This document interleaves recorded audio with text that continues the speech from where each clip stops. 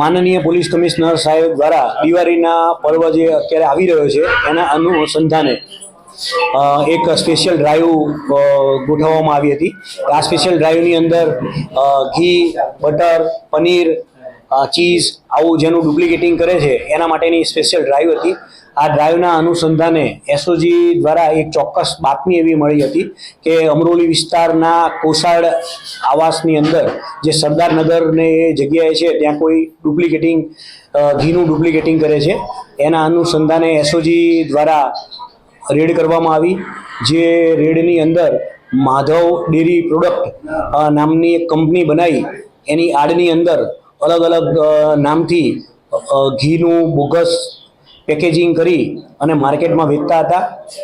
એના દ્વારા અમે વધારે પૂછપરછ કરતા અમને એવું જાણવા મળ્યું કે કોસાડની અંદર જ બીજું ઈવા ઈબ્રો કરીને છે ત્યાં કોસાડની અંદર જ ત્યાં બીજી જગ્યાએ તુરંત અમે રેડ કરી તો ત્યાંથી પણ મોટા પ્રમાણમાં મોટા જથ્થાની અંદર એક ફેક્ટરી પકડી આવી.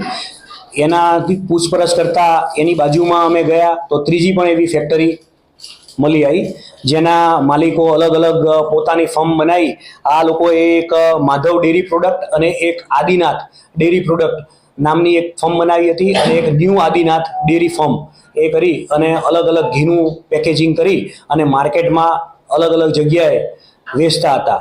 આ જે કંપની જે ઘીની ફેક્ટરી છે એના માલિકોના નામ છે જયેશ કુમાર રમેશચંદ્ર મહેસુરિયા, એક અંકિત ટેકચંદ પંચીવાલા, સુમિત જયેશભાઈ મહેસુરિયા અને દિનેશભાઈ તેજાજી ગેહલોત. આ જે અગાઉ આ લોકોના અમે પૂછપરછ વધુ કરી તો એ લોકો ડીસાના વતની છે અને ડીસાથી જ આ વસ્તુ આ લોકો શીખીને આવ્યા હતા અને છેલ્લા 2 વર્ષથી આ કામની અંદર આ લોકો કાર્યરત હતા. સર, ત્રણેય જે ફેક્ટરી છે ત્યાં મશીનરી કેવી હતી, ક્યાં વેચતા હતા? આ લોકોની જે મશીનરી હતી એ ઓટોમેટિક પ્લાન્ટ છે. આ લોકોના ત્યાં ઓટોમેટિક જે આખા જે અંદર ઘી ને એ બધું નાખી અને ઓટો પ્લાન્ટ છે કે પેકેજિંગ થઈને જ બહાર નીકળે. આ લોકો દરેક વસ્તુની અંદર આની અંદર દૂધ જેવી કોઈ વસ્તુનો સામેલ કરવામાં જ નહોતી આવતી. આ વનસ્પતિજન્ય જે તેલ આવે છે પામોલિન તેલ એ તેલ પછી કેમિકલ આવે છે કોરમ કરીને કેમિકલ આવે છે એ કેમિકલને ઉમેરવામાં આવે જેનાથી જે પ્રકારના ઘીની તમારે સ્મેલ જોઈતી હોય ધારો કે ગાયના ઘીની સ્મેલ જોઈતી હોય તો ગાયના ઘીની સ્મેલ આવે, ભેંસના ઘીની સ્મેલ જોઈતી હોય તો એ મુજબની સ્મેલ આવે. એ ટાઈપનું એક કેમિકલ આવે છે. એક કેમિકલનો ઉમેરો કરવામાં આવતો હતો અને એક આ લોકો કલરનો ઉપયોગ કરતા હતા. એક એ કલરથી જેવું તમારે કલરનો દેશી ઘીનો કલર હોય એ મુજબના એ આવી જાય અને એસએસ નામના એક કેમિકલનો ઉપયોગ કરતા હતા. આ એસએસ નામનું કેમિકલ એક એવું કેમિકલ છે કે જે આપણા રિયલ જે દેશી ઘી હોય છે એ દાણાદાર હોય છે. તો આ દાણાદાર બનાવવા માટે આ એસએસ કેમિકલનો ઉપયોગ કરવાથી ઘીની માત્રા એકદમ દાણાદાર જેવી થઈ જતી હતી. મોટા ભાગે આ લોકો નંદુરબાર, સુરતની અંદર મોટા ભાગે આ લોકો કેટરિંગ વાળા જે રસોઈનું એનું કામ કરે છે એ લોકોને આપે છે. હોટલોમાં આ લોકોનો ઉપયોગ છે. પછી જે સ્ટ્રીટ ફૂડની અંદર જે બધી લારીઓ ને એવી બધી જે જગ્યાઓ જે છે એ જગ્યાએ મેક્સિમમ આ લોકોના ગ્રાહકો આ પ્રકારના હતા. આ લોકો માર્કેટની અંદર 680 રૂપિયે કિલો એ રીતે વેચતા હતા અને એમઆરપી આ લોકો 800, 900, 1000 ત્યાં સુધી એમઆરપી લગાવતા હતા. આ લોકો જે રાતના સમયનો ઉપયોગ કરી અને રાતે જ આ જે બનાવવાનું કામ કરતા હતા અને દિવસે આ લોકોએ પોતાના સેલ્સમેનો રાખેલા હતા જે એ લોકોના અલગ અલગ નામ છે. રિધમ, મૌલી આ ટાઈપના જે નામ હતા એની એ લોકોએ ટી શર્ટો બનાવી હતી. એના જે સેલ્સમેનો હોય એ સેલ્સમેનો ત્યાં આગળ જઈ આ જ ટી શર્ટો પહેરી અને ત્યાં વેચાણ કરતા હતા. છેલ્લા 2 વર્ષથી આ લોકો કાર્યરત હતા.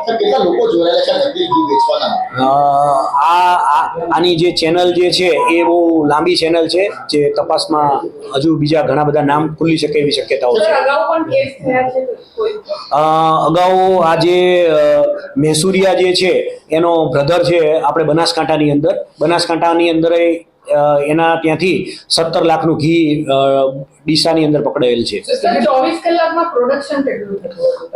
24 કલાક આ લોકોના ઓટોમેટિક પ્લાન્ટ છે, તો ઓટોમેટિક પ્લાન્ટની અંદર તો સતત એ લોકો જેવું ચાલુ કરે એ રીતે નીકળે, અને બાકીના જે બીજા બધા ડબ્બાનું ને એનું પેકિંગ જે છે એના ત્યાં આગળ જે માણસો છે, અમે પહેલી ફેક્ટરી માધવ ડેરી પ્રોડક્ટની અંદર જ્યાં રેડ કરી ત્યાં લગભગ 8 થી 10 માણસો કામ કરતા હતા. એ લોકોને શિફ્ટ મુજબ કામ કરતા હોય, અને આ લોકો મેન્યુઅલી જ ઘી બનાવી અને ડબ્બાની અંદર પેકિંગ કરતા હતા. સર કયા કયા નામે ઘી વેચાણ થતું? આ લોકો રિધમ કરીને એક છે કંપની નામ, એક મૌલી પ્રીમિયમ દેશી ઘી, પછી એક શ્રી મૌલી પ્રીમિયમ ચોખ્ખું દેશી ઘી, પછી શાશ્વત પ્રીમિયમ ઘી, એવી અલગ અલગ નામથી આ લોકો ઘીનું વેચાણ કરતા હતા. સર કેટલું મોટું કહી શકાય મહત્વનું અત્યારે દિવાળીનો તહેવાર છે એની સામે અત્યારે અમે આ જે ઘી સીઝ કર્યું છે 919 કિલો, લગભગ 67 લાખ રૂપિયાની કિંમતનું આ ઘી છે, અને એના મશીનરી અને બધું જો ભેગું કરવા જઈએ તો 1.5 કરોડ રૂપિયા ઉપરનો મુદ્દામાલ